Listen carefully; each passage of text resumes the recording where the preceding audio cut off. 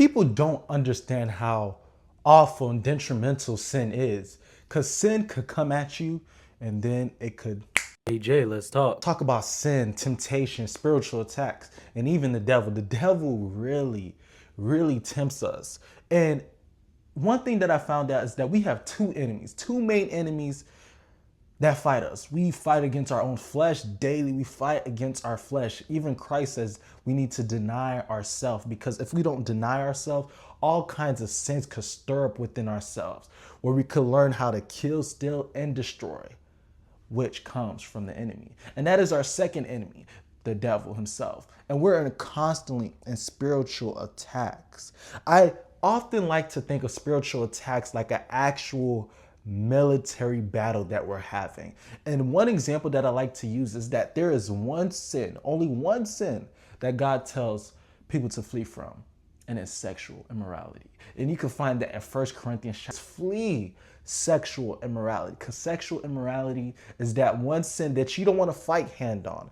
And it almost seems very cowardly, because you have to run away from this enemy of your flesh, lust, sexual immorality. It says flee, run from it. You think of Joseph and how Joseph, he fled from the scene. And it also shows us to have that same mindset that we have to flee. We have to run. We can't think about it, because the moment you give a foothold to it, it could tear you up. I almost think of sexual immorality and running away from it. I'm not familiar with military rules or tactics and things like that, or schemes.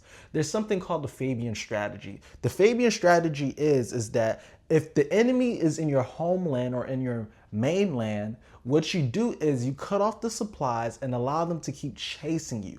Don't engage them head on, because if you engage them head on, you will lose. You will be defeated. But as the enemy becomes weak and weak and weak, then you'll be able to capitalize. So this is the same thing with sexual immorality. The more you keep running away from it, fleeing from it, it becomes weaker and weaker. And the desire that you once had that was so strong becomes weaker than it initially was. So this is how we got to treat all sins. If I'm being quite frank with you, we need to run from all sins. We got to run from pride, because when we give into it, we make it stronger. We make it have more emphasis. Because you know why?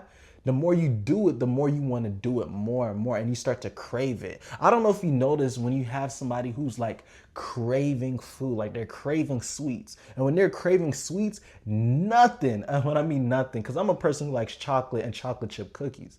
And when I'm craving something, I'm watering it. I'm just meditating on it. And that's the same thing with sin. We're craving, our mouth is watering.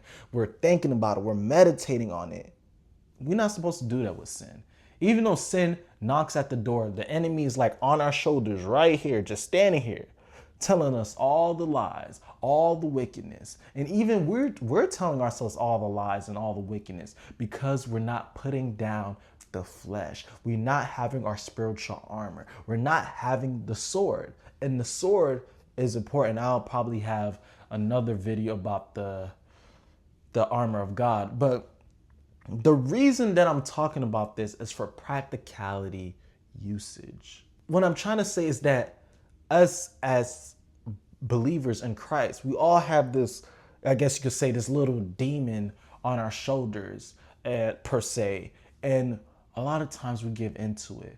And most of the times we don't know how to run or flee from it.